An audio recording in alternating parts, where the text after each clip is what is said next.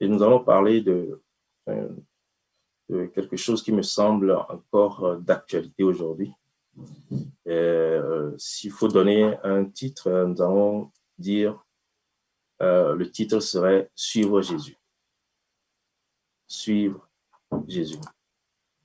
Donc, je sais que, voilà, donc, suivre Jésus, c'est ça le titre que nous allons donner à notre message de ce jour. Donc, nous allons prier et puis nous allons demander que Dieu, par son Esprit Saint, nous guide, nous dirige et nous parle et transforme notre cœur, transforme notre vie par sa parole. Père, nous te disons merci pour ce moment, Seigneur éternel. Je prie que ta main puissante, Seigneur Jésus, se manifeste encore, Seigneur éternel. Couvre-nous par ton sang précieux. Je t'invite, éternel Seigneur, à venir prendre le contrôle de toutes choses, Seigneur éternel. Dispose nos cœurs à écouter cette parole, Seigneur éternel. Et, éternel Seigneur Jésus, à voir nos vies changer, transformées par ta parole, Seigneur éternel. Je prie que moi, je disparaisse complètement, éternel Seigneur. Il n'est pas question de moi, Seigneur Jésus, mais que toi, tu prennes le contrôle de toutes choses et que tu nous enseignes ta parole, Seigneur Jésus. Viens, éternel Seigneur, sur notre début et notre fin pour la gloire de ton nom. Dans le nom de Jésus, nous avons ainsi prié. Amen. Amen. Alléluia, Jésus. Seigneur éternel. Au nom de Jésus.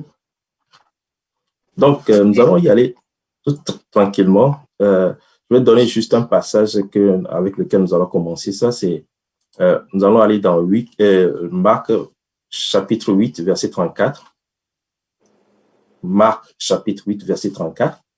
Donc, nous allons bâtir toute l'étude sur ce passage-là, sur ce verset-là. Alors, je lis.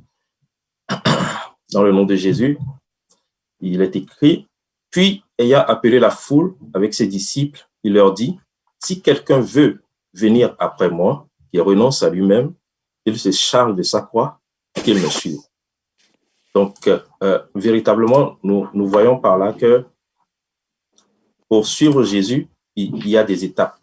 Il y a plusieurs étapes que le Seigneur est en train de mentionner ici. Donc, il dit, si quelqu'un veut venir après moi, donc ça veut dire qu'il y a un choix à faire. La deuxième chose, c'est qu'il renonce à lui-même. La troisième chose, c'est qu'il se charge de sa croix. Et la dernière chose, c'est qu'il me suive. Donc, pour pouvoir suivre le Seigneur, nous devons d'abord faire le choix du Seigneur. Nous devons renoncer à nous-mêmes. Nous devons nous charger de notre croix. Nous devons suivre le Seigneur ayant notre croix sur nous. Donc, c'est de ça que nous allons parler aujourd'hui. Vous savez, nous allons commencer d'abord par le si. Vous savez, le Seigneur, c'est un gentleman. Il ne force personne. Personne n'est forcé pour venir dans sa maison. Personne n'est forcé pour être baptisé. Personne n'est forcé pour prier.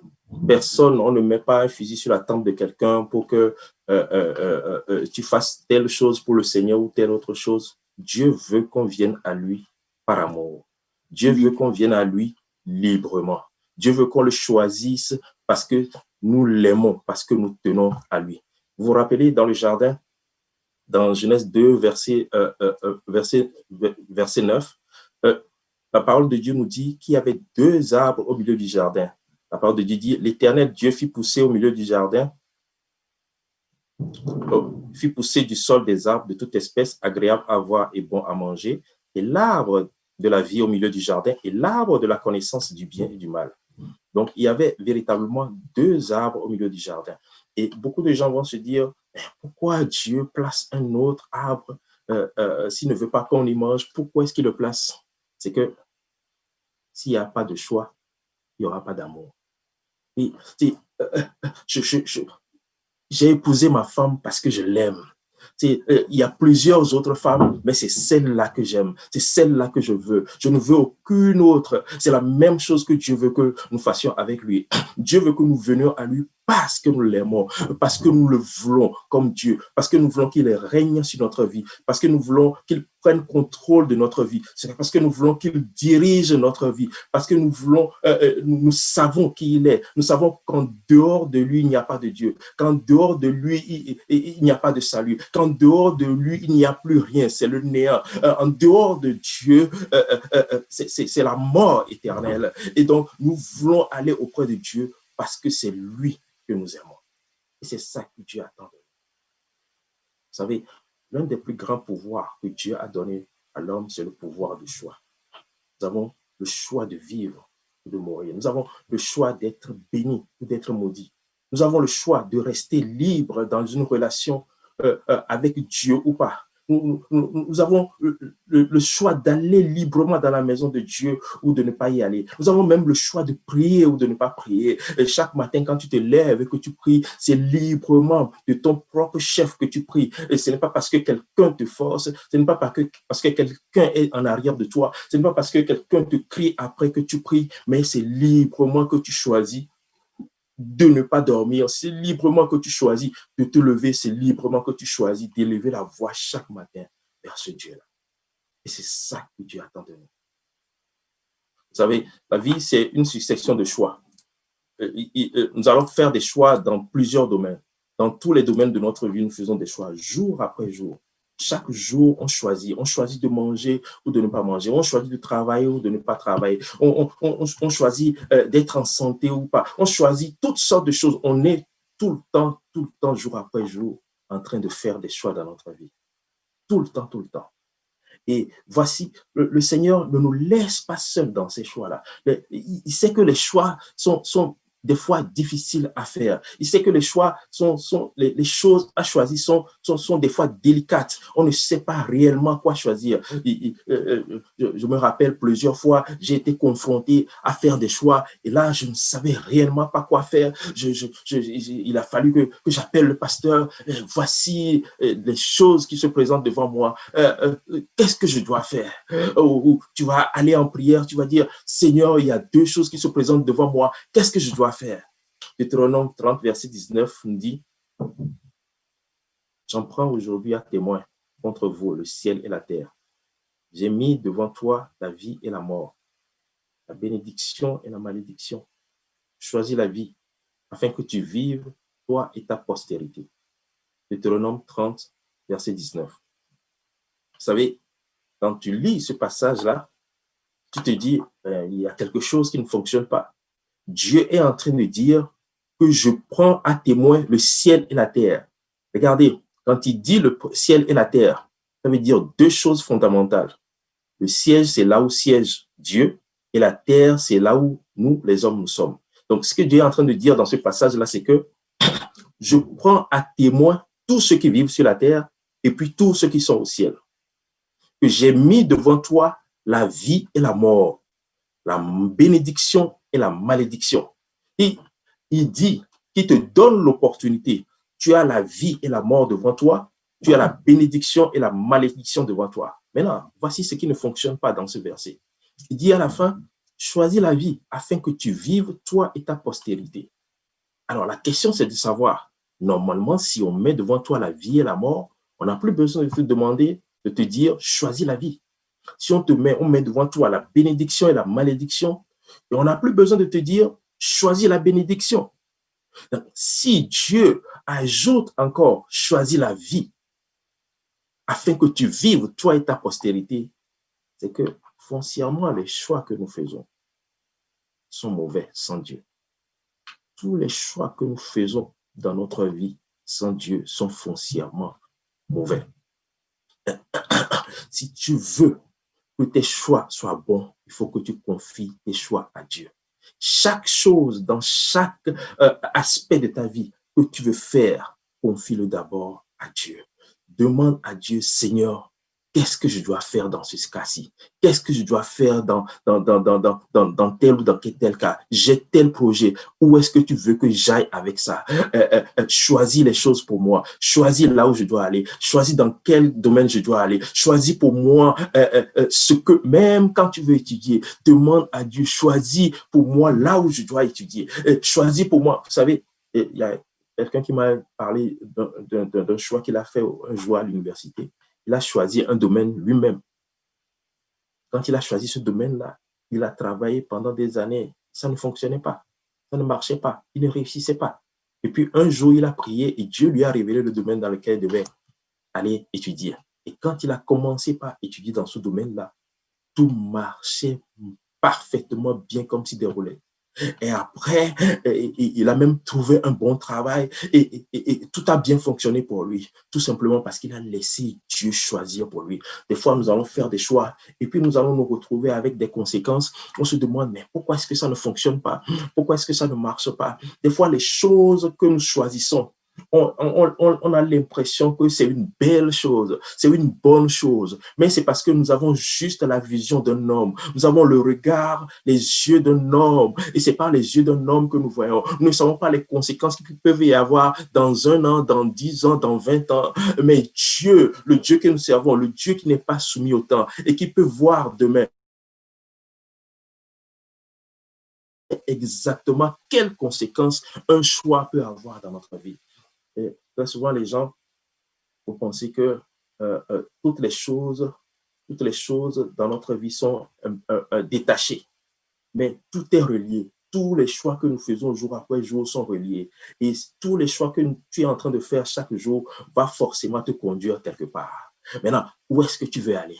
Si tu choisis Dieu et que tu lui dis à Dieu, Seigneur, choisis pour moi, Dieu va librement choisir pour toi. Dieu va te montrer le chemin qui va te conduire à lui. Il dit, je suis le chemin, la vérité et la vie. Si tu veux aller auprès de Jésus, c'est encore Jésus qui est le chemin. Si tu veux avoir la vie, c'est encore Jésus qui a la vie. Et en toute chose, il faut que nous nous confions entièrement et complètement à ce Dieu-là, qui peut tout pour nous. Donc, la toute première étape, c'est le choix. C'est choisir de suivre Jésus. J'accepte maintenant de te suivre, Seigneur Jésus. Vous savez, il a appelé tout le monde. Quand on lit le passage dès le début, dans Marc 8, verset 34, quand on lit le passage, il dit, puis ayant appelé la foule avec ses disciples, il a appelé toute la foule, il a appelé les disciples. Et il a commencé par leur dire, si quelqu'un veut me suivre, mais posons la question, mais ces gens-là, ils étaient déjà en train de le suivre. Ces gens-là étaient déjà en train de l'accompagner. C'est à eux qu'il a multiplié les pains. C'est à eux qu'il a multiplié les poissons. C'est à eux, devant eux, qu'il faisait toutes sortes de miracles. Mais ce que le Seigneur était en train de dire, c'est qu'il y avait beaucoup qui le suivaient, mais il y avait une grande foule qui le suivait, mais réellement, très peu de gens étaient en train de le suivre. Très peu de gens étaient en train de faire sa volonté réellement. De la même façon, nous aussi, nous allons nous rencontrer des fois, nous allons voir beaucoup de gens, beaucoup de chrétiens qui sont rassemblés. Vous savez, aujourd'hui, il y a beaucoup de gens qui veulent aller au ciel, mais qui ne veulent pas payer le prix. Il y a beaucoup de gens qui veulent être appelés un chrétien, mais qui ne veulent rien payer pour être un chrétien. Il y a beaucoup de gens qui veulent qu'on les appelle des hommes de Dieu, mais qui ne veulent pas prier, qui ne veulent pas adorer le Seigneur, qui ne veulent pas rencontrer Dieu en intimité, qui ne veulent rien faire pour pouvoir se rapprocher de Dieu. Dieu, c'est juste comme un distributeur automatique pour eux. Et quand ils ont besoin de quelque chose, on va aller au distributeur automatique et puis on va lui dire, donne-moi ceci, donne-moi cela, et puis il va nous le donner. Mais tel n'est pas la façon dont Dieu veut fonctionner avec nous. C'est pour ça qu'il a appelé tout le monde. Tout le monde est appelé. Maintenant, il dit à tout le monde, si quelqu'un veut me suivre, si tu veux me suivre, parce que ce n'est pas forcé, je ne te force pas dans une quelconque relation avec moi, mais je veux que tu viennes à moi véritablement de ton libre choix. Vous savez, la parole de Dieu dit quelque chose dans Jean 15, verset 5. Je suis le cep et vous êtes les serments. Celui qui demeure en moi et en qui je demeure porte beaucoup de fruits. Car sans moi, vous ne pouvez rien faire. Véritablement, sans Dieu, on ne peut rien faire. Il faut qu'on le sache une fois pour de bon. Sans Dieu, on ne peut rien faire. Sans Dieu, on ne peut même pas se réveiller le matin. On a pris pour acquis que chaque jour, quand je dors, il faut que je me réveille le matin. J'ai déjà vu des gens, des amis qui se sont endormis le soir et puis le matin ne se sont pas réveillés. Chaque jour, quand on se réveille, c'est pas la grâce de Dieu. Et nous habitons une terre même qui ne nous appartient pas. Sans sans Dieu, on ne peut rien faire. Il nous donne son souffle de vie, l'atmosphère dans laquelle nous vivons, l'air, l'oxygène que nous respirons ne se trouve nulle part ailleurs, si ce n'est sur cette terre-là qu'il a réservée pour ses enfants, pour sa création, pour sa création. Et il nous le donne gratuitement. Chaque jour, nous devons rendre grâce à ce Dieu-là. Chaque jour, nous devons le bénir, ce Dieu-là. Chaque jour, nous devons le remercier, ne serait-ce que pour le souffle de vie qu'il nous donne, ne serait-ce que pour la santé qu'il nous donne, ne serait-ce que pour la grâce qu'il nous donne de pouvoir même participer à son œuvre, rentrer dans sa maison et pouvoir avoir l'opportunité de le louer, de célébrer son nom chaque jour, car nous ne pouvons rien faire de nous-mêmes. Nous n'avons même pas la force. Vous savez, quand on tombe malade et qu'on est couché sur un lit, c'est là qu'on se rend compte de notre faiblesse, de la faiblesse de notre chair, de notre incapacité. Nous ne pouvons rien faire. On ne peut même pas se guérir tout seul. Il faut une force. Il faut que la Dieu se présente, se manifeste dans notre vie afin que nous puissions même être guéris. Les médecins soignent. C'est Dieu. Sans Dieu, nous ne pouvons rien faire. Si quelqu'un veut venir après moi. Vous savez, un autre aspect, c'est que Dieu dit, si quelqu'un veut venir, si quelqu'un, mais en même temps, c'est lui qui vient en premier. C'est Dieu lui-même qui est venu en premier. C'est lui qui est descendu à la croix. C'est lui qui est descendu sur la terre, qui est allé jusqu'à la croix pour chacun d'entre nous et qui a appelé, qui a rendu ce salut disponible et qui a appelé, quand il était sur la terre, il allait de village en village, de ville en ville pour dire, répentez-vous car le royaume des cieux est proche. Répentez-vous, changez de vie. Changez vos habitudes. Venez à moi, répentez-vous. Et c'est ça que ce Dieu-là était en train de faire jour après jour. C'est lui qui est venu en premier. C'est lui qui nous a appelés en premier. Quand on était loin dans le péché, empêtré dans toutes sortes de choses, empêtré dans toutes sortes de péchés, c'est lui qui est venu nous prendre tels que nous étions. Il nous a lavés, il nous a donné son nom. Il a fait de nous de nouvelles créatures. Il n'a pas attendu qu'on vienne à lui, mais c'est lui qui est venu à nous en premier. Et c'est lui encore qui est en train de nous dire, si tu veux venir après moi, si tu veux venir après moi, malgré tout ce que j'ai fait pour toi, malgré tout ce que j'ai déjà accompli dans ta vie, je ne veux pas que tu viennes à moi par la force. Je ne veux pas que tu viennes à moi parce que ceci ou cela, mais je veux que tu viennes à moi tout simplement parce que tu m'aimes. Vous savez, souvent je compare ça à quelqu'un qui a un enfant, qui a pris soin de son enfant chaque jour parce qu'il grandit. Et là, le voisin est en train de lui présenter quelque chose, mais c'est quelque chose-là que le voisin est en train de préparer pour présenter à cet enfant-là. C'est quelque chose qui va le tuer. Et souvent, c'est le diable. Mais la façon dont ça s'est présenté, ça ne présente pas un danger à vue d'œil. Ça ne présente pas un danger quand on le voit de la façon dont ça s'est présenté. C'est toujours comme ça que le diable va venir auprès de nous. C'est toujours subtil. Toutes les propositions qui viennent du malin sont toujours subtiles. Toutes les propositions qui viennent du malin, il y a toujours quelque chose qui est caché en arrière. Tout ce que le diable va te proposer, il y a toujours quelque chose qui est en dessous. Et il va te donner des choses, mais en retour, il va réclamer ton âme. Et même les choses qu'il va te demander, il va te donner, il va te les reprendre pendant le temps de ta vie et tu seras toujours perdant avec le diable. Vous savez, nous sommes toujours gagnants avec Dieu et Dieu nous donne le meilleur dès le départ. Quand il nous appelle pour que nous soyons des gens comme il veut, des gens établis, des gens pour que quand ceux qui seront dehors verront, ils se disent, oh ok, je veux être comme ces gens-là, je veux être comme des enfants de Dieu. Et c'est comme ça. Le voisin, il est là, il présente quelque chose et le parent qui a pris soin de son enfant jour après jour, tout ce qu'il espère, c'est que mon fils va m'écouter.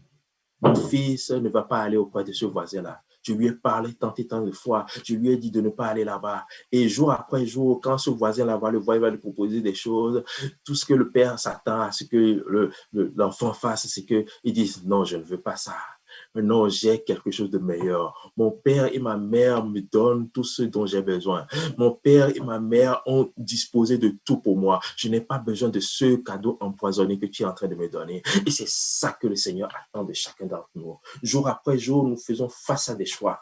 Jour après jour, nous sommes en face d'un choix. Est-ce que nous allons faire le choix de Dieu ou bien nous allons faire notre propre choix? Et rappelez-vous, à chaque fois que nous faisons notre propre choix, nous faisons le choix de l'ennemi. À chaque fois que nous choisissons quelque chose par nous-mêmes, il y a des conséquences qui viennent avec. Chaque jour, nous devons nous référer à notre Dieu. Seigneur, qu'est-ce que, vous savez, j'imagine un peu des fois, comment Dieu va être quand tu viens auprès de lui pour lui dire, Seigneur, je veux faire quelque chose. J'ai tel projet, j'ai telle chose. Est-ce que tu peux m'aider? Est-ce que tu peux me guider? Est-ce que tu peux me dire quoi faire? Vous savez, même nous qui sommes des parents, qui sommes des hommes, quand nous avons un enfant qui vient auprès de nous pour nous dire, papa, maman, j'ai besoin d'un conseil, je veux faire telle chose. Je vais entreprendre ceci. Avec toute l'expérience de la vie que nous avons comme parents, avec tout ce que nous avons vu et vécu, peut-être c'est un jeune adolescent ou bien c'est un jeune qui vient de commencer dans la vie et il ne sait pas tout ce par quoi tu es passé et tu veux qu'il profite de toutes ces expériences-là que tu as eues et tu es content. Tu te dis, waouh, mon fils est venu auprès de moi pour pouvoir me demander conseil par rapport à tel projet ou à telle chose qu'il veut faire. Qu'est-ce que je vais lui dire?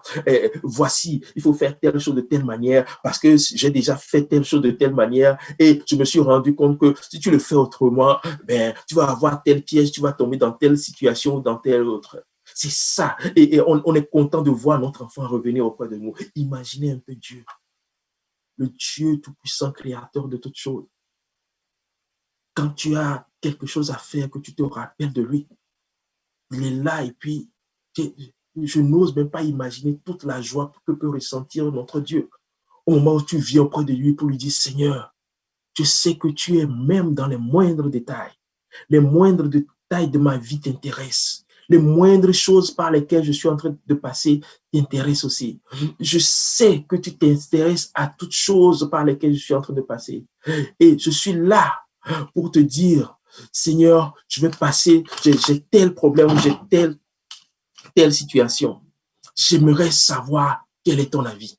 J'aimerais savoir qu'est-ce que tu veux que je fasse. J'aimerais savoir par quoi tu veux que je passe. J'aimerais savoir où veux-tu que j'aille. Et imaginez un peu la joie de Dieu. Imaginez un peu comment Dieu va se sentir. Il va rapidement, il va demander à hey, Gabriel, va vers tel enfant, donne ceci à tel, fais ceci à tel. C'est ça que Dieu attend de chacun d'entre nous.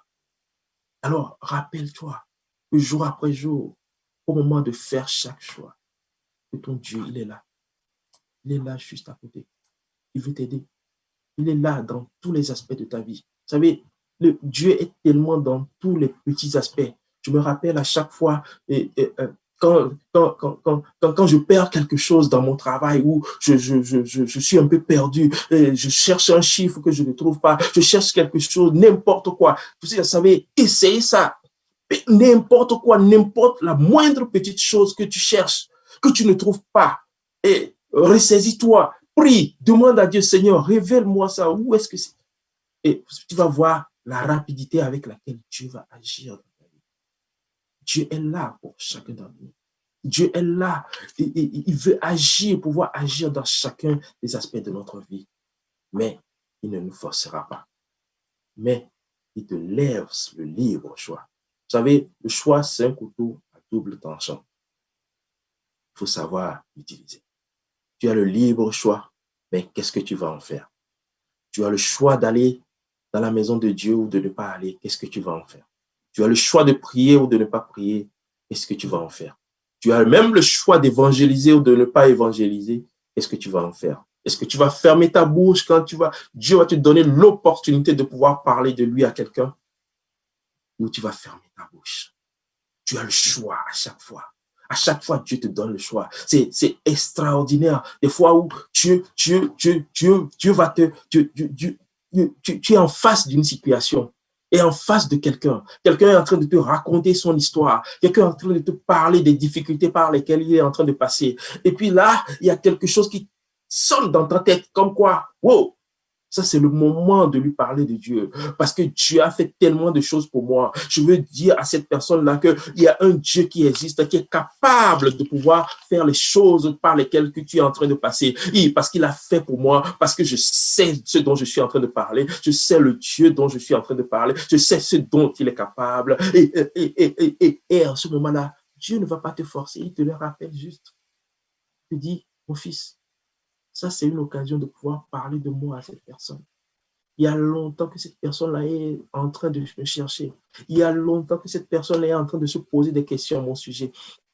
Il y a tellement longtemps que cette personne-là ne sait pas où aller. Tu vas être ma bouche aujourd'hui, mais le choix te revient. Dieu ne va pas te forcer pour que les mots sortent de ta bouche. Dieu ne va pas te pousser pour que tu puisses parler de lui. Il va seulement te le demander. Il va seulement te le rappeler. Mais le choix te revient. Est-ce que tu vas lui dire? Est-ce que tu vas dire à cette personne qu'il y a un Dieu qui existe? Un Dieu qui l'aime, un Dieu qui le veut, un Dieu qui est allé mourir à la croix juste pour lui. Tu as toujours le choix. Mais qu'est-ce que tu vas en faire? Vous savez, des fois, on va être devant des situations où on se dit, le Seigneur va te parler, va te dire, parle à telle personne. Dis-lui que j'existe. Dis-lui que je suis là. Dis-lui que je vais l'aider. Dis-lui que je vais voler à son secours. Dis-lui de prier. Dis-lui de venir dans ma maison. Dis-lui d'être en contact avec moi. Je veux que tu sois le contact qui va l'amener à moi.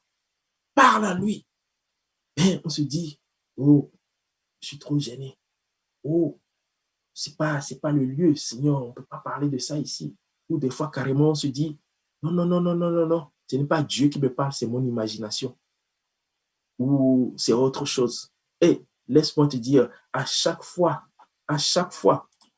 que tu entends une voix qui te pousse à parler de Dieu à quelqu'un, qui te pousse à évangéliser, qui te pousse à révéler la volonté de Dieu à quelqu'un, qui te pousse. Le diable ne va jamais, jamais te pousser à parler de Dieu à quelqu'un.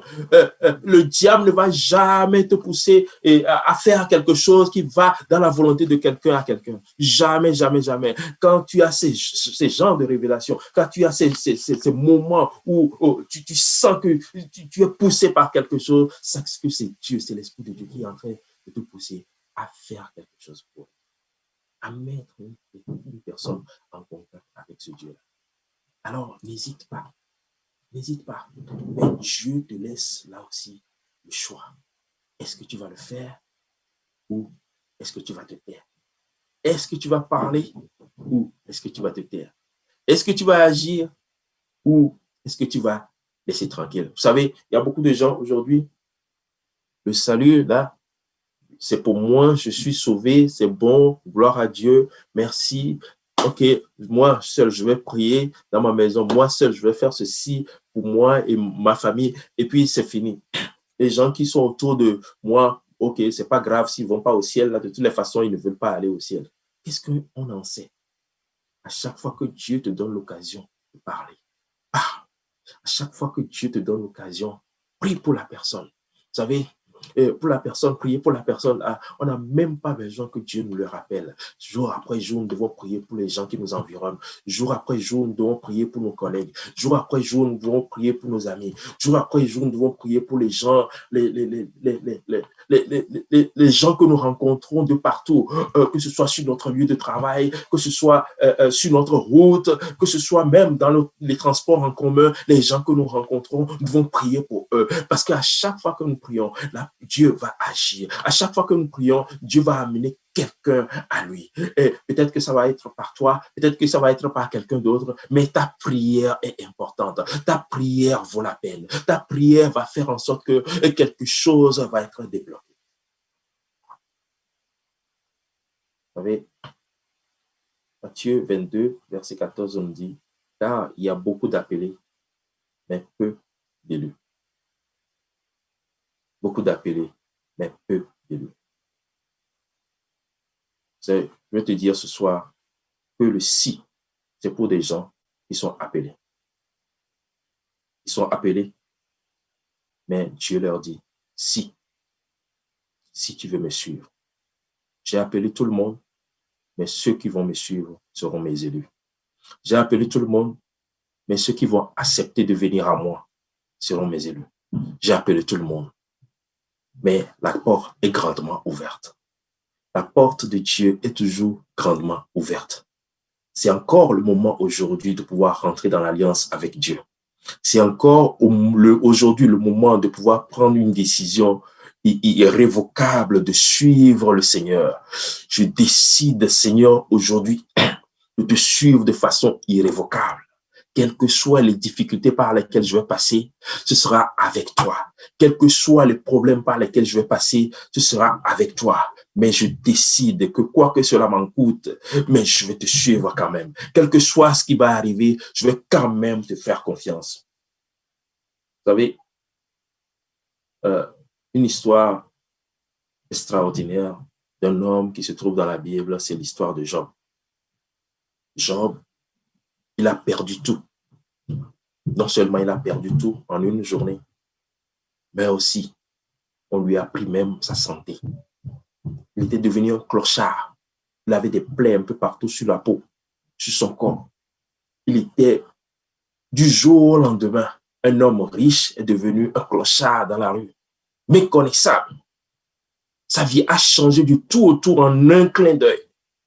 Maintenant, voici la question. Si ta vie devait changer, si Dieu devait prendre quelque chose par lequel il te bénit. Vous savez, aujourd'hui, Dieu nous bénit abondamment. Sa grâce surabonde de partout. Tu as un travail, tu as une maison, tu as un lieu où dormir. Tu as même des moyens pour pouvoir te déplacer. La vie te sourit, tes enfants vont bien, tout va bien. Imagine un seul instant que Dieu te prenne ton travail. Imagine un seul instant que Dieu te prenne ta famille. Imagine un seul instant que Dieu te prenne les choses qui te sont chères. Est-ce que tu vas quand même continuer par le suivre? Est-ce que tu vas quand même continuer par l'adorer? Ou est-ce que tu vas le maudire en face? Vous savez, maudire Dieu en face, ce n'est pas dire à Dieu, Dieu, je te maudis. Et à partir du moment où tu renonces à lui, tu as déjà fait. Tu l'as déjà maudit. Beaucoup de choses, cette année, nous devons prendre la résolution de suivre réellement Dieu.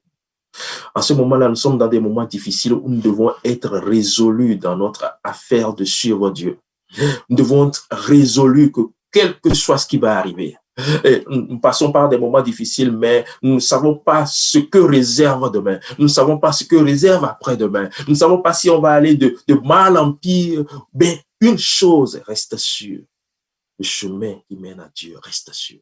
Et ça n'a pas changé. Et ça ne changera jamais. Et tant que notre vie sera cachée en Jésus, tant que notre existence sera couverte sous le sceau de Jésus, nous sommes entre de bonnes mains pour pouvoir aller jusqu'à bon port. Alors, quel est le choix que tu vas faire? Apocalypse 3, verset 20 nous dit, « Voici, je me tiens à la porte et je frappe. Si quelqu'un entend ma voix et ouvre la porte, j'entrerai chez lui, je souperai avec lui et lui avec moi. » Et encore là, le Seigneur est en train de dire, si quelqu'un entend ma voix, il dit qu'il est à la porte et il frappe. Il est à la porte de ton cœur et il frappe jour après jour. Vous savez, il y a certaines choses pour lesquelles Dieu est en train jour après jour de frapper à la porte de notre cœur. Il y a certaines choses pour lesquelles il veut qu'on se détourne de certaines choses dont il veut qu'on se détourne, pour lesquelles il frappe jour après jour à la porte de notre cœur. Et toi seul es au courant de ça. Toi seul le sais. Ton frère ne le sait pas, le pasteur ne le sait pas, mais c'est toi seul qui le sais et c'est entre toi et ton Dieu. Et ce Dieu-là, il est en train jour après jour de frapper à cette porte-là pour que tu changes, pour que tu transformes cela, pour que tu laisses aller certaines choses. Il y a des fois, Dieu est en train de frapper à la porte juste parce que tu n'aimes pas pardonner. Et Dieu voudrait que tu pardonnes, que tu laisses aller. Et tu laisses aller certaines choses juste pour que tu puisses avoir une vie agréable auprès de lui. Pour d'autres personnes, c'est un péché auquel ils sont attachés, tellement attachés que c'est difficile de les en défaire. Mais Dieu est en train, jour après jour, de frapper cogner à la porte de ton cœur pour que tu puisses laisser aller cela aussi. Des fois, On se voit, on est resplendissant, on est bien présentable, bien habillé, mais il y a des choses qui sont cachées en nous et que personne d'autre ne sait si ce n'est nous-mêmes, mais qu'on cache. Mais Dieu est en train, jour après jour, de frapper à la porte de notre cœur afin qu'on laisse aller certaines choses. Et quand il dit « je frappe à la porte », il ajoute « si quelqu'un entend ma voix et ouvre la porte », non seulement tu dois entendre la voix de Dieu. Souvent, on entend la voix de Dieu, mais on ne veut pas ouvrir la porte. Souvent, on entend la voix de Dieu, mais on ne veut pas laisser aller certaines choses. On est tellement attaché à certaines choses qu'on ne veut pas les laisser aller. Des fois, il faut qu'on mette en perspective l'éternité. Est-ce que ça vaut la peine ce que je suis en train de retenir par rapport à l'éternité? Est-ce que ça vaut la peine la personne que je retiens dans mon cœur par rapport à l'éternité? Est-ce que ça vaut la peine ce que je suis en train de faire par rapport à l'éternité? Quand on met l'éternité dans la balance, ça change tout. Quand on met l'éternité dans la balance, ça change toute perspective. Et on se rend compte que ça ne vaut vraiment pas la peine. Il y a beaucoup de choses que nous avons déjà fait dans notre vie. Avec le recul, on se rend compte que, oh, ça ne valait même pas la peine. Ça n'a servi à rien du tout. Ça ne m'a amené nulle part. Si quelqu'un entend ma voix, ouvre la porte. Seulement, si tu ouvres la porte de ton cœur, lui va entrer. Il va souper avec toi. Il va être avec toi. Il va te restaurer. Il va faire tout le travail dans ta vie. Il faut qu'on arrive à des points où on demande à Dieu jour après jour de nous sonder. Des fois, nous sommes dans des situations dans lesquelles ne plaisent pas à Dieu, mais on ne se rend même pas compte nous-mêmes. Il faut que Dieu nous sonde. Il faut que Dieu nous les rappelle. Il faut que Dieu nous les révèle. Il faut que Dieu les manifeste dans notre vie afin qu'on commence par prier, afin qu'on commence par travailler dessus. Nous devons ouvrir jour après jour notre cœur à Dieu.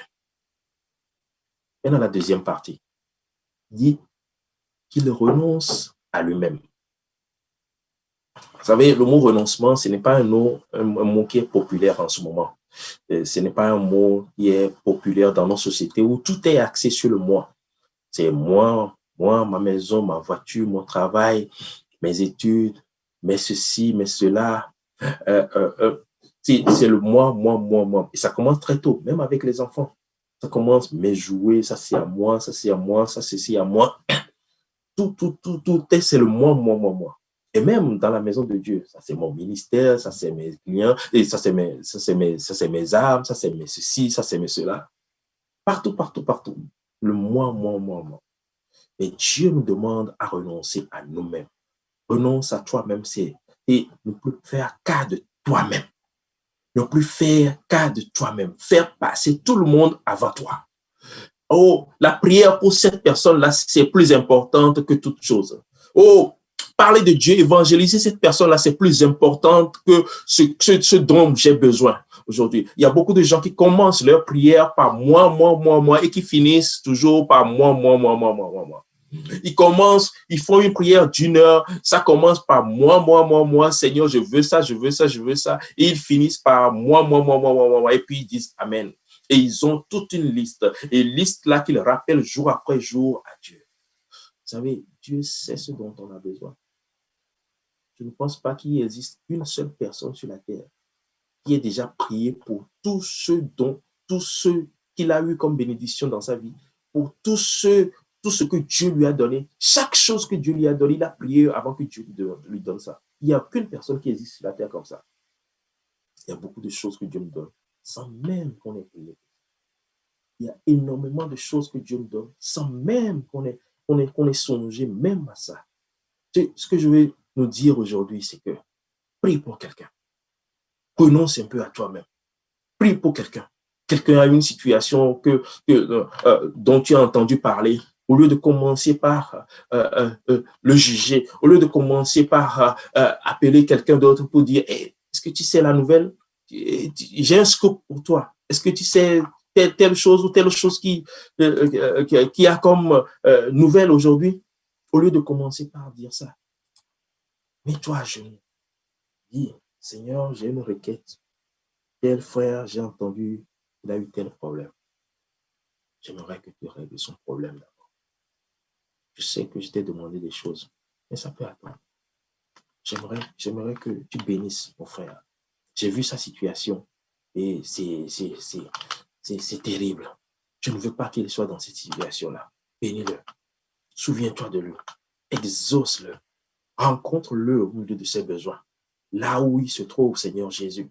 Souviens-toi de lui et arrive dans sa vie. Fais quelque chose pour ce frère-là. Et jour après jour, tu continues par prier. Et jour après jour, tu continues par intercéder pour ce frère. Et jour après jour, tu continues par demander. Le frère ne le sait pas. La sœur ne le sait même pas que tu pries pour lui, pour elle. Elle ne le sait, elle ne s'en rend même pas compte. Mais c'est ça que tu veux pour chacun d'entre nous. Renonce un peu à toi-même. Renonce un peu à ta situation. Renonce un peu juste pour quelques instants, par ces moments où nous sommes à la maison, où nous avons l'opportunité de pouvoir prier jour après jour, les matins, les soirs, où nous avons l'opportunité de pouvoir rentrer en intimité avec Dieu. Quand tu rentres en intimité avec Dieu, qu'est-ce que tu demandes à Dieu? De quoi parles-tu à Dieu? Est-ce que c'est toujours toi le sujet de conversation? Dieu veut avoir d'autres sujets de conversation avec chacun d'entre nous. Dieu a plein de sujets pour lesquels il veut qu'on ait une conversation. Dieu a beaucoup de choses pour lesquelles il veut qu'on parle. Et quand le Seigneur allait détruire Sodome et Gomorrhe, il en a parlé à Abraham. Parce que lui aussi, Dieu aussi a des sujets de préoccupation. Il y a des choses qui préoccupent notre Dieu. Il y a des choses qu'il veut que ça change. Et ce n'est pas tout ce qui se passe sur la terre qui lui est agréable. Ce n'est pas tout ce qui se passe dans nos vies qui plaise à Dieu. Il veut que des gens changent. Il veut que les âmes puissent être transformées. Dieu aussi a des sujets de préoccupation. Dieu aussi a des sujets pour lesquels il veut qu'on intercède. Commence par intercéder pour quelqu'un. Renonce quelque temps à toi-même. Commence par prier pour quelqu'un. Commence par désirer réellement que la vie de quelqu'un puisse être changée. Oh, tu apprends que tel frère est malade, commence par prier pour lui, pour qu'il puisse recouvrer sa santé. Oh, tu as appris que telle personne a dans des situations difficiles, ou son enfant est malade, ou telle situation d'immigration pour telle personne, ou telle autre chose. Commence par prier, par intercéder pour cette personne-là. Renonce à toi-même. Renonce à toi-même. Vous savez, le renoncement, c'est aussi matériel. Luc 14, verset 33 me dit, « Ainsi donc, quiconque d'entre vous ne renonce pas à tout ce qu'il possède ne peut être mon disciple. » Ça ne veut pas dire tu rentres chez toi et puis tu jettes tout ce que tu possèdes. Non, ce n'est pas ce que Dieu est en train de dire. Mais ce que Dieu est en train de dire, c'est que à partir du moment où ces choses-là que tu possèdes là, prennent la première place dans ta vie, et que Dieu est relégué à la dernière place, c'est à ce moment-là que tu n'es plus un disciple de Dieu. Renonce un peu à toi-même. Renonce un peu à toi-même. Le renoncement aussi, c'est la volonté. Matthieu 7, verset 21 nous dit, « Ceux qui me disent, Seigneur, Seigneur, n'entreront pas tous dans le royaume des cieux, mais celui-là seul qui fait la volonté de mon Père qui est dans les cieux. » Il faut qu'on fasse la volonté de Dieu. En toute chose, on vient de le voir dès le début, que le Seigneur dit si. Donc, si tu acceptes de faire la volonté de Dieu, Dieu va te rencontrer. Si tu acceptes de mourir complètement à ta volonté, on ne cessera jamais de le dire que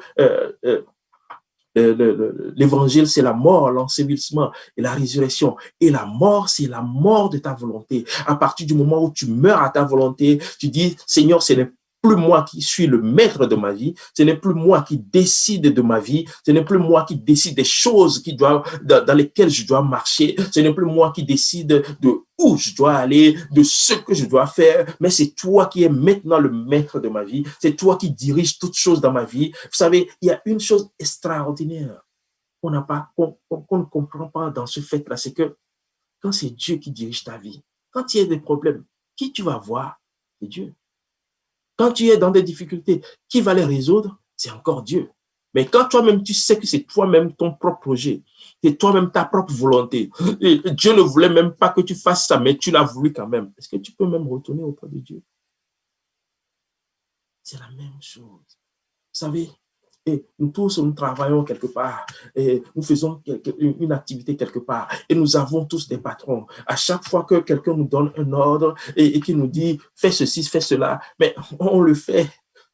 Mais quand viendra le jour, quelqu'un va se poser des questions, mais qui a fait ça?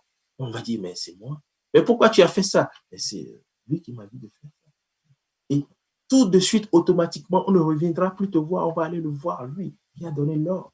Vous savez, c'est très, très important de pouvoir mourir complètement à notre volonté et de confier notre volonté entière entre les mains de Dieu. La parole de Dieu dit que l'Éternel est mon berger.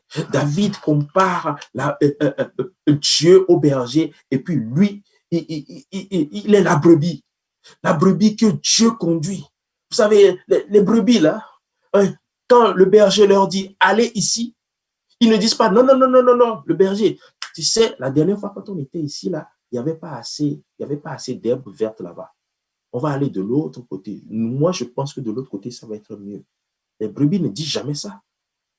Quand le berger dit allons à droite, les brebis suivent, ils vont à droite. Quand le berger dit allons à gauche, ils suivent, ils vont à gauche.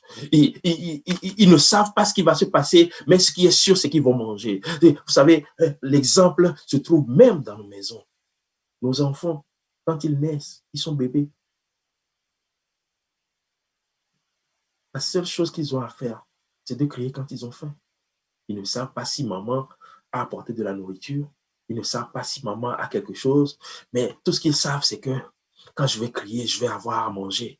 Quand je vais crier, ils n'ont aucune volonté. Tout ce qu'ils veulent, c'est manger à leur faim au moment où ça vient. S'ils ont fait des besoins, tout ce qu'ils ont à faire, c'est de crier. Et puis, ils vont être restaurés. C'est tout ce que tu attends de nous.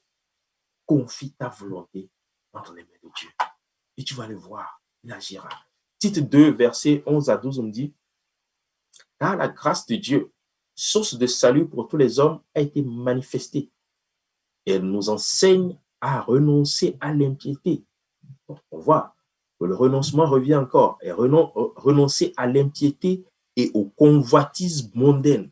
Et à vivre dans le siècle présent selon la sagesse, la justice et la piété. C'est-à-dire, le problème de beaucoup de chrétiens aujourd'hui, c'est que chez nous, on dit un pied dedans et puis un pied dehors. C'est-à-dire, ils veulent Dieu et puis ils veulent le monde aussi. Ils veulent être dans l'église et puis ils veulent tous les plaisirs du monde aussi. À un moment donné, il va falloir faire un choix.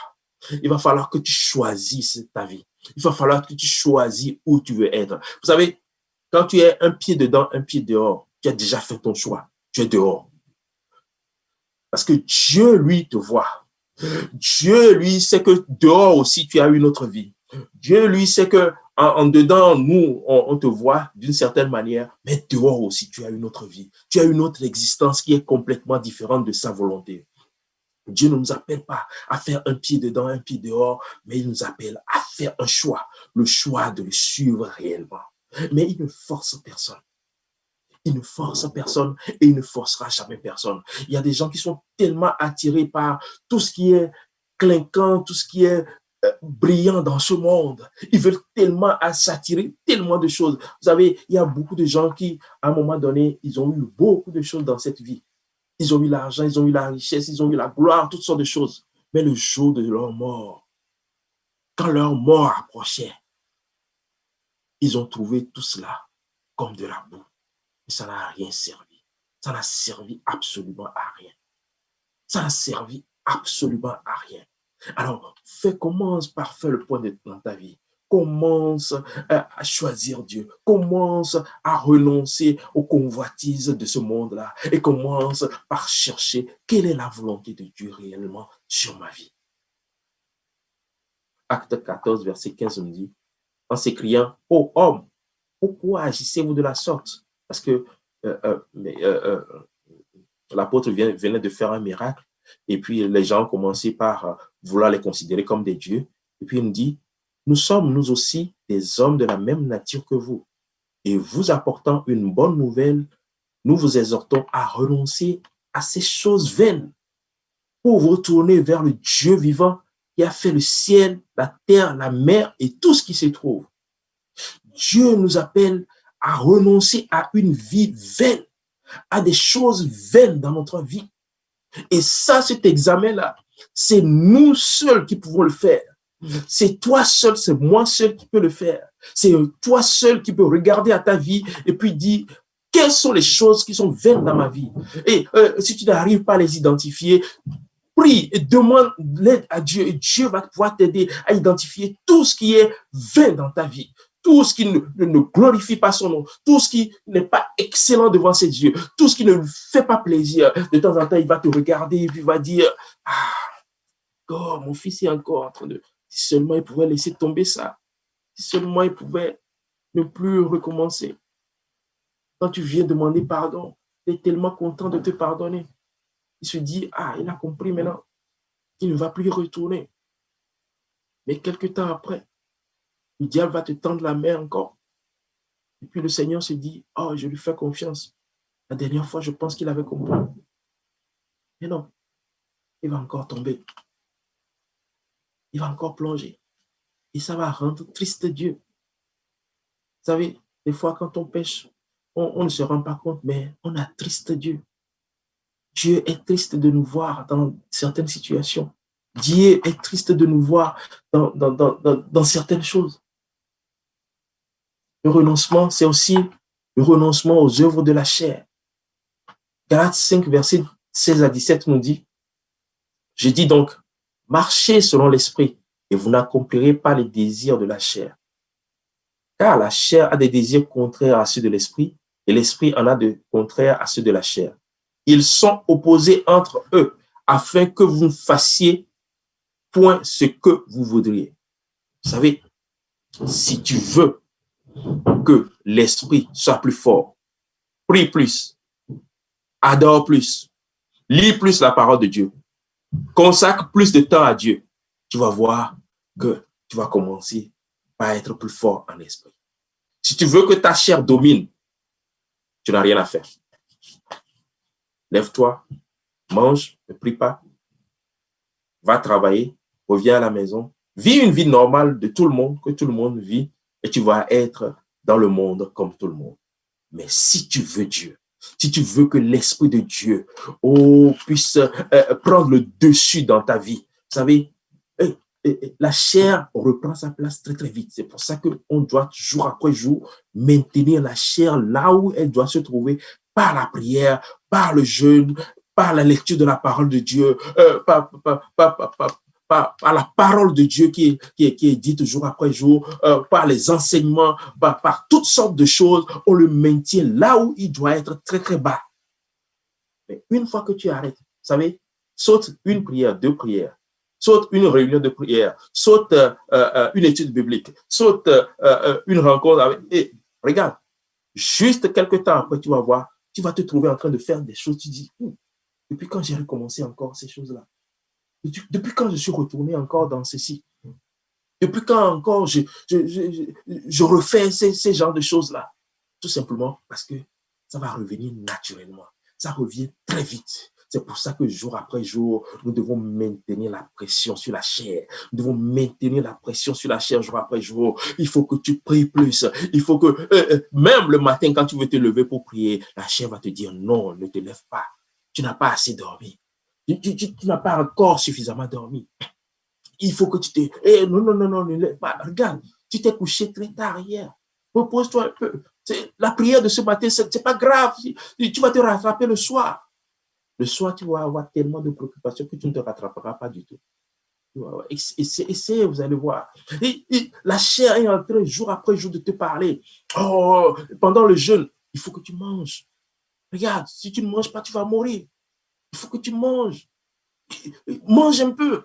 Dieu n'a pas demandé de faire autant. Mange. La chair va toujours essayer d'avoir le dessus. Mais il faut que tu le maintiennes, tu exerces une pression en faisant toutes sortes de choses que tu attends de toi.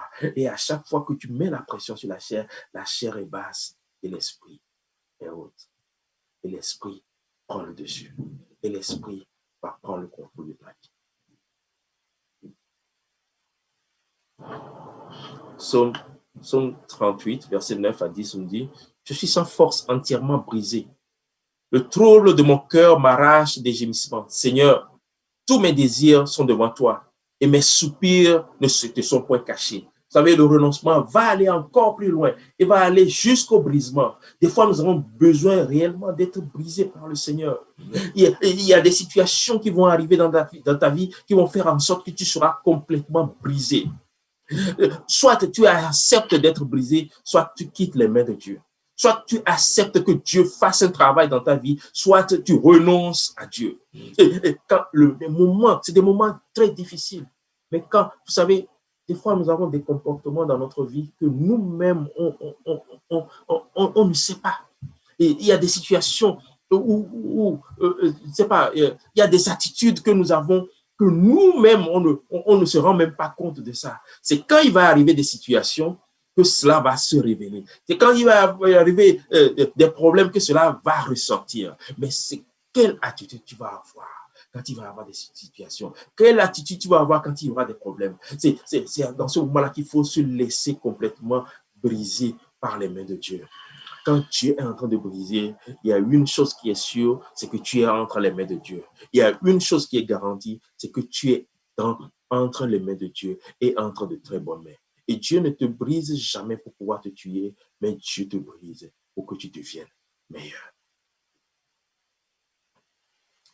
Amen. Vous savez, des fois, Dieu va permettre à ce que certaines situations arrivent juste pour pouvoir faire des transformations dans notre vie, pour pouvoir faire en sorte que nous soyons meilleurs.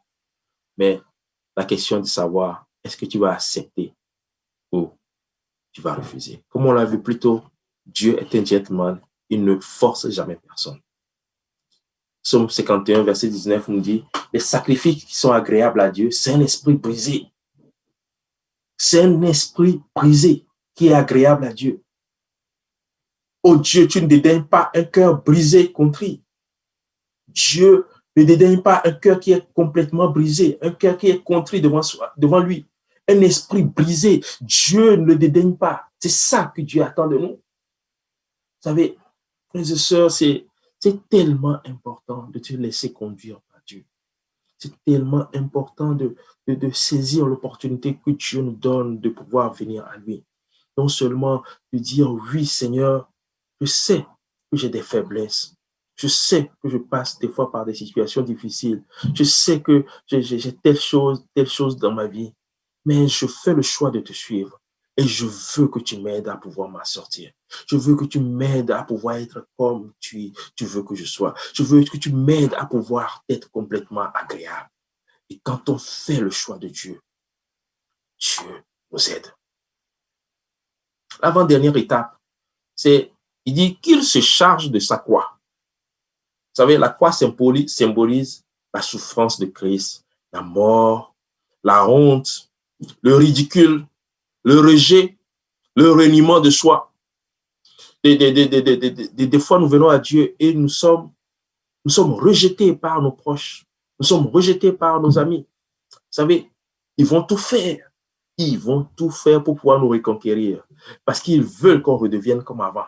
Ils vont nous tendre la main d'une certaine manière. Ils vont couper les ponts pour qu'on puisse revenir. Ils vont faire en sorte pour qu'on puisse revenir. Et souvent même, ils vont se dire, oh, ça va lui passer. C'est juste pour un temps.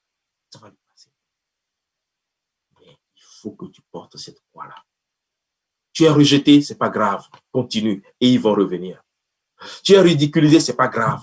Continue. Oh, tu t'es trouvé honteux, c'est pas grave. Dieu a dit, le Seigneur est déjà passé lui-même par toutes sortes de choses inimaginables. Il a porté sa croix. Vous savez, j'imagine un peu la croix. La croix, c'est de grands poteaux. C'est de grands poteaux qui doivent peser très, très lourd. Qu'un homme, ce n'est pas, Jésus n'avait pas la forme d'un homme, un Superman ou un homme costaud avec une grosse poitrine et des muscles qui débordent de partout. Non, pour pouvoir porter une croix, même cet homme-là, je pense que ça va être avec difficulté qu'il allait porter cette croix-là pendant tout ce chemin. Mais la croix, le Seigneur, il a porté. Et la même chose, le Seigneur nous demande de porter notre croix. De porter notre croix jour après jour. Porte ta croix dans la prière. Porte ta croix dans l'intercession. Porte ta croix dans l'évangélisation. Porte ta croix à chaque fois que tu te lèves pour quelqu'un, pour que quelqu'un puisse être sauvé. Porte ta croix à chaque fois que tu te sanctifies. Et des fois, on se sanctifie et puis on est source de toutes sortes de moqueries, toutes sortes de gens qui commencent par parler dans notre dos ou qui commencent par dire des choses. Le Seigneur a vécu pire que cette situation. Le Seigneur a vu pire que cette situation, mais il a quand même porté sa croix. Porte sa croix, ta croix. Vous savez, il y a beaucoup de chrétiens aujourd'hui qui ne veulent pas porter leur croix. Ils veulent que le pasteur porte leur croix. À chaque fois qu'ils ont quelque chose, ils vont appeler le pasteur, mon enfant est malade. Dieu t'a donné une parole pour prier. Tu peux prier aussi. Tu lis la parole de Dieu jour après jour. Tu peux prier aussi. Prie d'abord. Parle à Dieu d'abord. Pasteur, il y a telle chose dans ma vie. Est-ce que tu peux prier? Prie toi-même. Commence jour après jour par prier. Élève la voix. Dieu veut être habitué à ta voix. Dieu veut être habitué au son de ta voix jour après jour. Il veut connaître ta voix. Et il veut que tu connaisses aussi sa voix. Quand on se parle régulièrement, même quand on est dans le noir ou bien quand on ne voit pas la personne, dès qu'on entend la voix, on sait que c'est telle personne qui est arrivée. Et c'est ça que Dieu veut que nous ayons. Il veut que nous ayons une intimité avec lui. Il veut avoir une intimité avec nous pour pouvoir nous parler jour après jour. Porte ta croix. Tout le monde doit porter sa croix. Ce n'est pas à ton frère ou à ta soeur de porter ta croix. Ce n'est pas à l'église de porter ta croix. Il y a beaucoup de gens, ils sont portés. Quand ils viennent, l'église les porte, les frères les portent, le pasteur les porte. À un moment donné, d'autres personnes sont arrivées. Il faut qu'on les porte aussi. Et quand ils sont un peu délaissés, et que le pasteur ou bien les gens estiment que, bon, ça fait 5 ans que tu es là, 10 ans que tu es là, ben, prie toi aussi. Prie comme nous. Ils se disent, c'est fini, je vais aller chercher ailleurs. Et les gens ne m'aiment plus ici, les gens ne me regardent plus, les gens ne me font plus ceci. Non, c'est juste tout simplement parce qu'on te considère maintenant comme quelqu'un de mature, quelqu'un sur qui on peut compter. Maintenant, si on veut demander pour que quelqu'un prie pour quelqu'un, c'est à toi qu'on va venir demander. Est-ce que tu peux prier pour tel frère qui vient d'arriver? Est-ce que tu peux aider tel frère qui vient d'arriver? Porte ta croix. À un moment donné, c'est à toi de porter secours aux autres. À un moment donné, c'est à toi de venir en aide aux autres. C'est à toi de faire quelque chose pour les autres. Porte ta croix. Et on n'aime pas porter notre croix. Tout simplement parce qu'on trouve cela difficile. Mais le Seigneur est là pour pouvoir nous aider jour après jour à porter notre croix. Acte 9, verset 15 à 16, on dit, mais le Seigneur lui dit, va, car cet homme est un instrument que j'ai choisi pour porter mon nom devant les nations, devant les rois, devant les fils d'Israël, et je lui montrerai tout ce qu'il doit souffrir pour mon nom. Tout ce qu'il doit souffrir pour mon nom. Alors, c'est clair. Tous ceux qui pensent que je vais venir à Dieu et puis je vais être millionnaire, je vais venir à Dieu et puis je vais être milliardaire, je vais venir à Dieu et puis ma vie va changer complètement, je vais venir à Dieu éventuellement, oui, Dieu peut nous bénir éventuellement, mais Dieu nous appelle avant tout à souffrir pour son nom. Tu vas souffrir. Les gens qui disent tout va bien aller, oui, vous savez, le Seigneur nous promet une chose. Il ne nous évitera pas les choses, mais s'il est avec toi dans les situations, si tu traverses les eaux, il sera avec toi. Si tu es dans le feu, il sera avec toi. Quelles que soient les situations par lesquelles tu passes, je serai avec toi. Il ne nous dit pas, je vais éviter que tu rentres dans telle situation, dans telle autre. Mais il dit, je vais être avec toi. La parole de Dieu nous dit quoi? Le malheur atteint souvent le juste, mais l'Éternel l'en délivre. Toujours, toujours. Le malheur va l'atteindre souvent, mais Dieu est là, toujours par sa main. Le psaume 34, verset 20. Le malheur atteint souvent le juste, mais l'Éternel l'en délivre toujours. Dieu est là avec son secours jour après jour pour pouvoir te délivrer. Dieu est là jour après jour pour pouvoir te donner la délivrance, quelles que soient les situations par lesquelles tu es en train de passer. Parce qu'il veut marcher avec toi. Il marche réellement avec nous jour après jour. Il ne va pas nous éviter les situations, mais il est là, présent, jour après jour, dans chaque situation par laquelle tu es en train de passer. Et il n'est pas étranger à ce qui est en train de t'arriver. Si tu es dans les peines, il est dans les peines. Si tu es dans les difficultés, il se sent mal. Il veut être avec toi. Le Seigneur, il est venu sur la terre, il a ressenti les choses, les douleurs que nous ressentions. Il a eu de la peine, il a pleuré comme nous tous. Tout simplement parce qu'il voulait s'identifier à nous. Et la dernière étape, c'est suivre Jésus.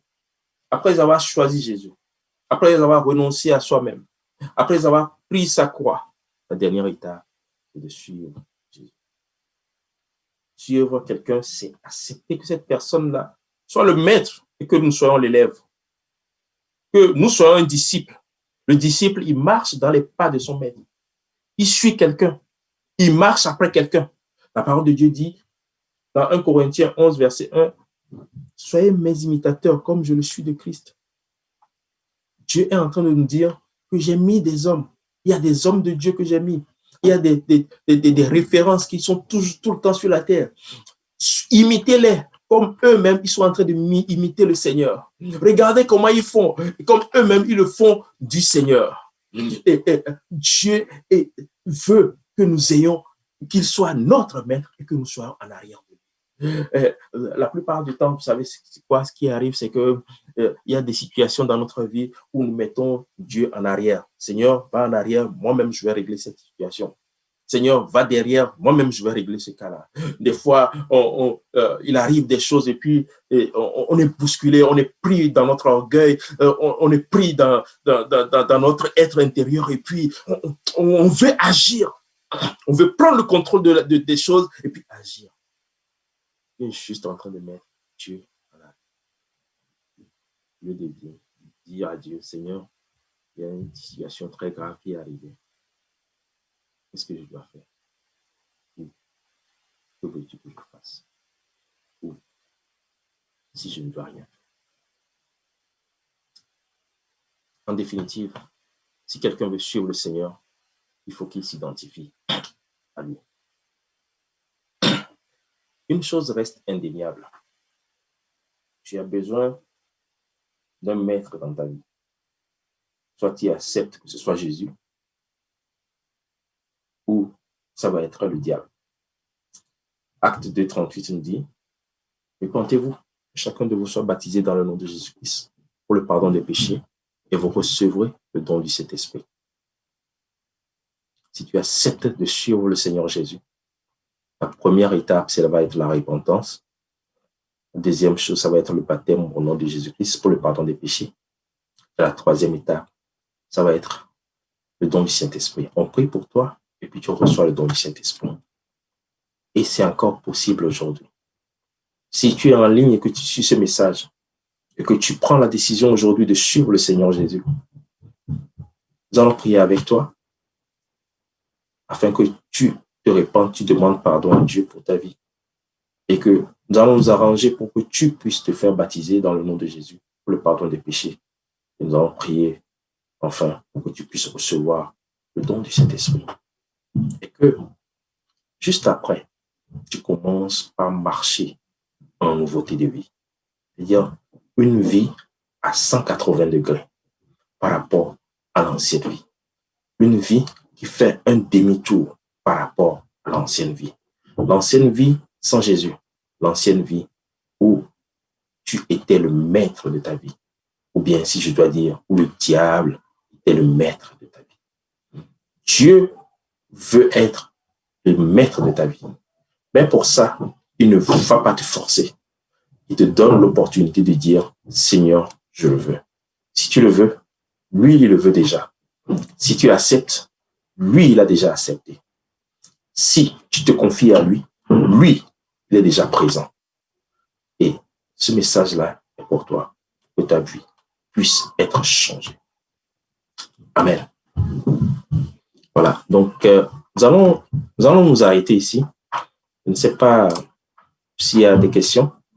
S'il y a des questions, nous allons, par la grâce de Dieu, essayer d'y répondre. Si nous n'avons pas toutes les réponses non plus. Donc, voilà. S'il y a des questions, allez-y. S'il n'y a pas de questions, on va prier afin que Dieu puisse nous aider.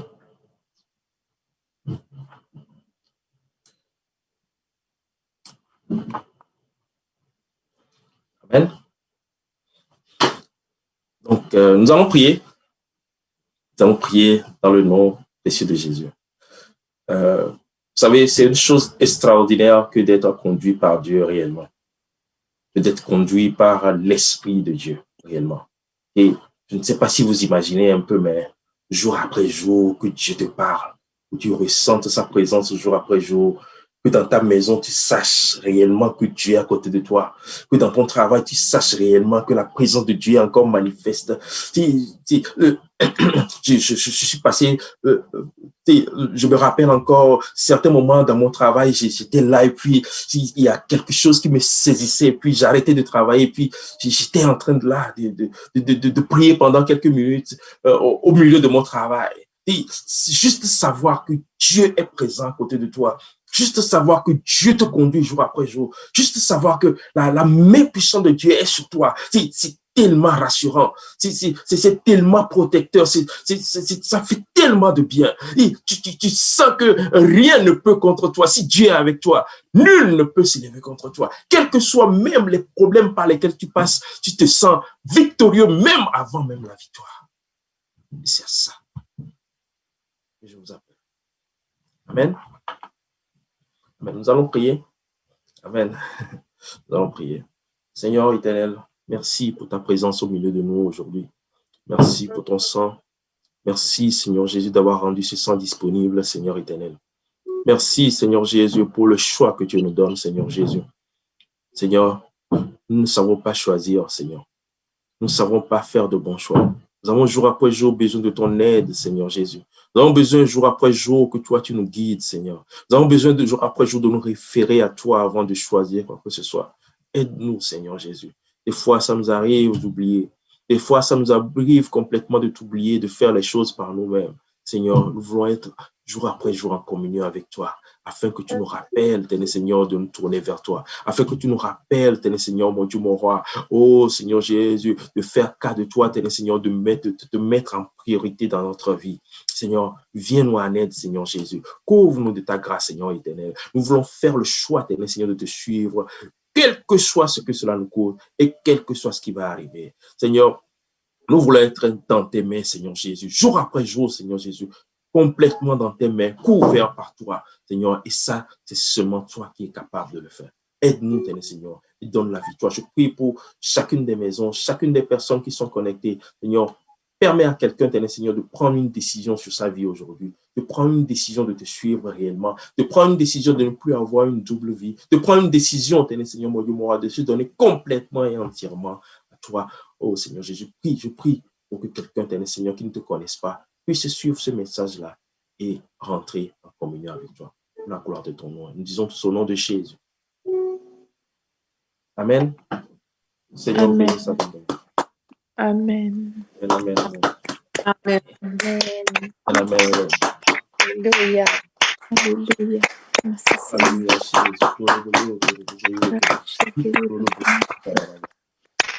Alléluia. Amen. Que Dieu vous bénisse abondamment.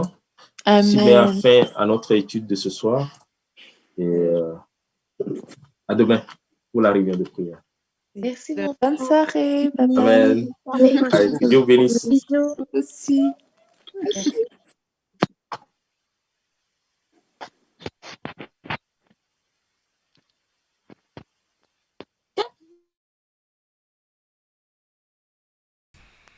Ouais, mesdames, et messieurs, c'est la fin pour aujourd'hui.